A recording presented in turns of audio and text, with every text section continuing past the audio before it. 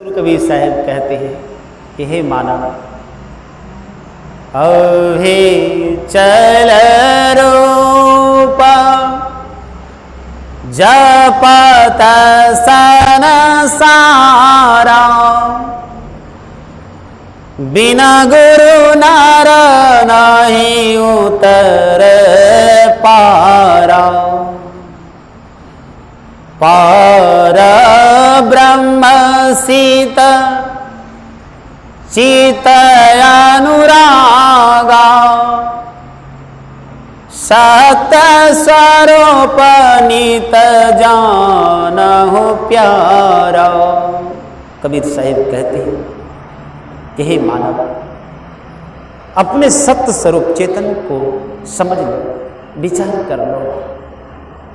अगर ये नहीं विचार कर पाया तो समझ लो तुम्हारा मानव जीवन बेकार है। सदगुरु कबीर साहिब कहते हैं, ज्योतिर्गमहि ज्योतिर्विद्या ज्योतिर्जीव जनार्दनम। हे मानव, एक घर में थोड़ी सी दीपक जल जाता है तो पूरे घर प्रकाशवान बना देता है। प्रकाश किसी से द्वेषता नहीं करता, पानी किसी से द्वेषता नहीं करती। इसलिए संतों ने कहा, संत रमय संसार में कमला जल माही, रहे सर्वदा उनके संग में जल पर छत नाही। इसलिए सत्संग को समझिए। सत्संग वह मनुष्य के जीवन का अमृत है जिसके जीवन में एक वाणी लग जाए तो समझिए उसका जीवन धन्य हो जाता है। मैं आपको एक छोटी सी संकेत देता हूं। एक नगर में आज सारा संसार भर में पड़ा हुआ है। सदगुरु कबीर साहब को कहना पड़ा, भरम में भूली गए नगरी के लोगवा, हरि लोगवा चीने नहीं अपन घर मकान। अपने घर और मकान को देखिए, निहारिए, परखिए। सदगुरु कबीर साहब की मैं बातें आपको बतला देता हूं। सदगुरु कबीर साहब 12 बजे दिन में लालटेन जला करके चले जा रहे थे। अब 12 बजे दिन में कोई लालटेन जला के जाए तो उसको आप पागले न कहिएगा। चले गए काशी की नगरी की ओर तो सारे पंडित जी महाराज, विद्वान जी महाराज, पानी तड़प रहा था कुछ में। तो कबीर साहब ने कहा, महाराज जी क्या कर रहे हो? मैं कबीर की वाणी आपको संदेश देता हूं। कहा, मैं अपने पूर्वजों को पानी पिला रहा हूं। कबीर साहब जोर से हंस दिया। कबारे मानव भगवान, आप अपने पूर्वजों को पानी पिला रहे हो? क्या आपने अपने पूर्वजों को देखा है? कहा, देखा नहीं, जो पूर्वज करते आया है वही मैं कर रहा हूं। कबीर साहब ने उसी जगह अपनी कमंडल को रख दिया। उसके पास चूटा था, चूटा से थोड़ा सा गड्ढा किया। कहा, अगर आप अपने पूर्वजों को पानी पिला रहे हो तो मैं भी थोड़ी अपने पूर्वजों को पानी पिला देता हूं। आश्रम में 100 बगीचा लगा, 100 आश्रम में 100 वृक्ष लगा हुआ है और महीना हो गया सत्संग करते करते, अभी तक पानी नहीं दिया हो। इसलिए हे पानी देवता, हे गंगा देवी, आपसे निवेदन है, आप पावनी हैं, आप पवित्र वाहिनी हैं, आप जगत जननी हैं, आप आदि शक्ति हैं। आपसे निवेदन है कि मैं इसी नदी किनारे थोड़ी सी गड्ढा करके ये पानी इसमें डालता हूँ, मेरे बगीचे में चला जाए, सब वृक्ष हरा भरा हो जाए। बोलो सदगुरु भगवान की जय। पानी कबीर साहब ने उसी जगह गड्ढा खान करके उसमें देना आरंभ कर दिया। सारे विद्वान ताली बजा करके हंसने लगा। कहा, कबीर तो मूर्ख है, पागल है।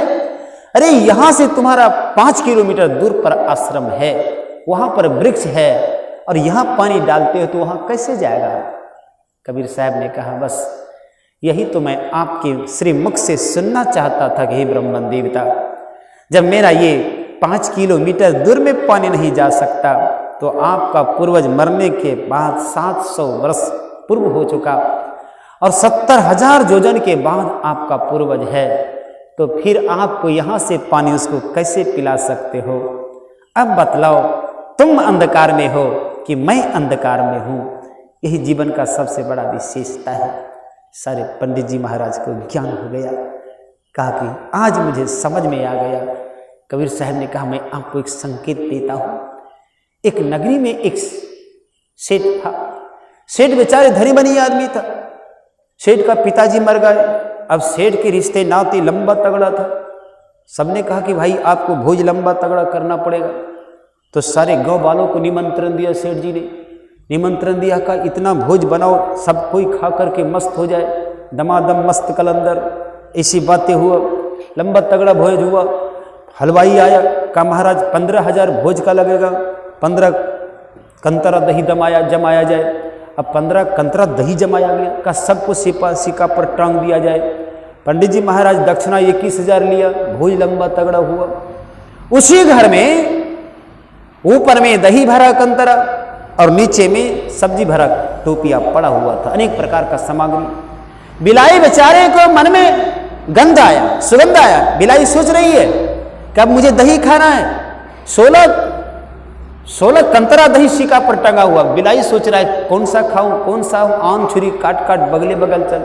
बिलाई बेचारी बीच वाली सिक्का को पकड़ना चाहिए, जैसे बीच वाली सिक्का को झपक करके पकड़ना चाहती है कि नीचे गर्म टोपिया में सब्जी भरा हुआ था।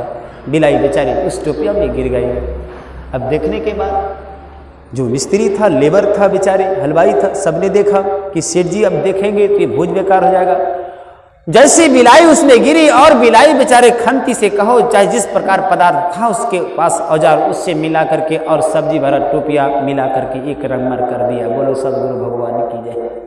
खाने वाला आया, सब कोई भोज खा के गया। सेठ जी का छोटा लड़का देख रहा था, करिए ये सब्जी में बिलाई गिर गई, उसको काट करके और मिला दिया गया।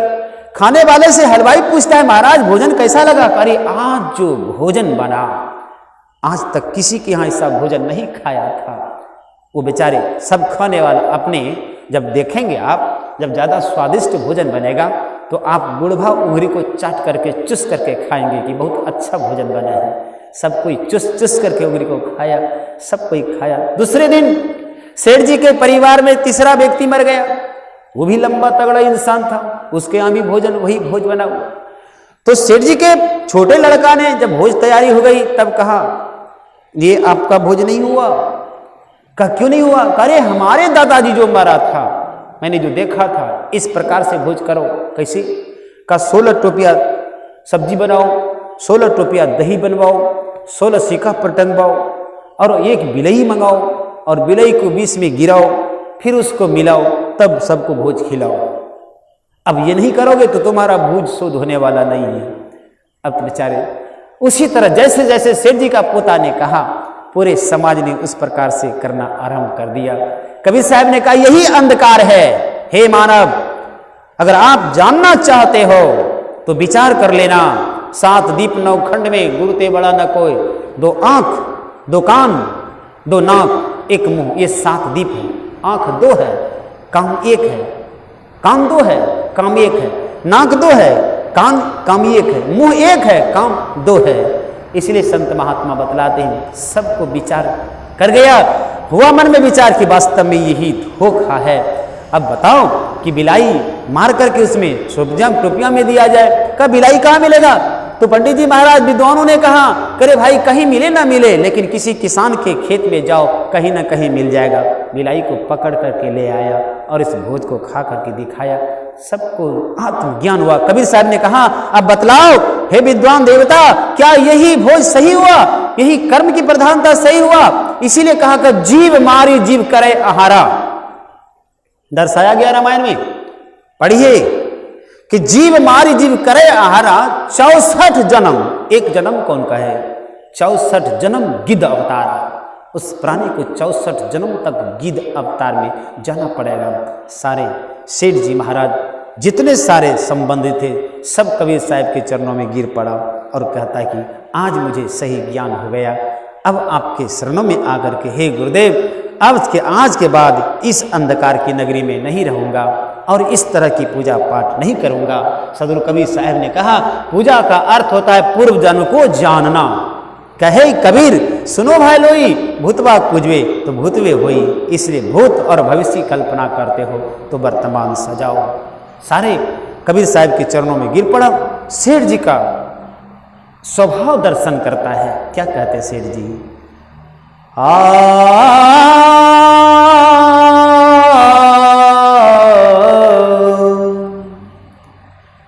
मन ऐसा किसी ने मेरा मोड़ा,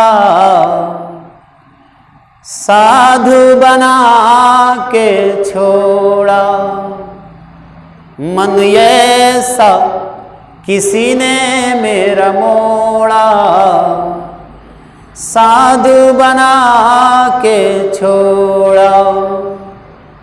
ओ परदेश को जाने वाले, सबसे नाता जोड़ा, सबसे नाता जोड़ा। मन ये सा किसी ने मेरा मोड़ा, साधु बना के छोड़ा।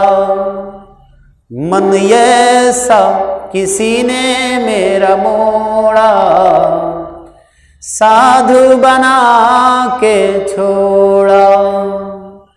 गगन मंडल से उतरी आत्मा, शरीर स्वर में समाया, स्वर शरीर में समाया। मन ये सा किसी ने मेरा मोड़ा, साधु बना के छोड़ा। ओ परदेश को जाने वाले, सबसे नाता तोड़ा, सबसे नाता जोड़ा। मन ये सा किसी ने मेरा मोड़ा, साधु बना के छोड़ा। हो राम नाम जपता है प्यारे, सो हृदय में पाया, सो हृदय में समाया। मन ये सा किसी ने मेरा मोड़ा, साधु बना के छोड़ा।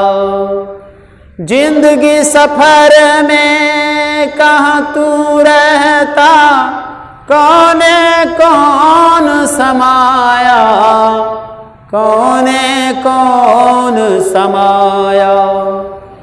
मन ये सा किसी ने मेरा मोरा, साधु बना के छोड़ा। ओ राम नाम भजता है प्यारे, सो हृदय में पाया, सो हृदय में समाया। मन ये सा किसी ने मेरा मोड़ा, साधु बना के छोड़ा। हो बड़े ही भाग से नरतन पाया, धोखे जन्म गमाया, धोखे जन्म गमाया। मन ये सा किसी ने मेरा मोड़ा, साधु बना के छोड़ा।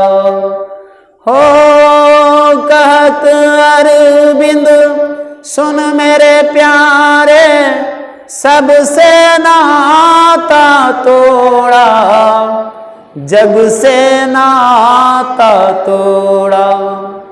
मन ये सा किसी ने मेरा मोरा, साधु बना के छोड़ा। यह संसार सब छूटने वाला है। सारे विद्वानों को आत्मज्ञान हो गया, इसलिए सबके पास आत्मज्ञान है। अनुभव कीजिए, विचार कीजिए। जब आपके जीवन में सच्चा विचार हो जाए तो समझिए कृष्ण आपके साथ है। सच्चा मर्यादा, सच्ची मर्यादा हो जाए तो समझिए राम आपके साथ है। सच्ची साधना हो जाए तो समझिए शिव आपके साथ है। सच्चे ब्रह्म ज्ञान हो जाए तो समझिए ब्रह्मा आपके पास है। सच्चे नारायण हो जाए, नर हो जाए तो समझिए नारायण आपके साथ है। सच्चे सद्गुरु हो जाए, मिल जाए, सच्चा ज्ञान हो जाए तो समझिए सदगुरु कबीर आपके साथ है। काया के जो अंदर वीर है वही कबीर है, काया के अंदर जो जीव है यही शिव है, काया के अंदर जो रमन करता है वही राम है। इसीलिए कहा गया गुरुर ब्रह्मा गुरुर विष्णु गुरुर्देवो महेश्वर साक्षात परब्रह्म तस्मै श्री गुरुवे नमः। वह ज्ञान सबके पास है, इसलिए आप स्वयं सब कुछ हैं। संत महात्मा बतलाते हैं, हे संसार के लोगों, यह जीवन एक नाव है, इस शरीर एक नौका है, जीवन एक समंदर है। तैरना सीखिए। जिस दिन मनुष्य को तैरने की कला हो जाएगी तो उसकी जिंदगी नैया भव सागर से पार हो जाएगी। सबका नैया भव सागर से पार हो, सब कोई बुराई से बचे। बोलिए सद्गुरुदेव की जय।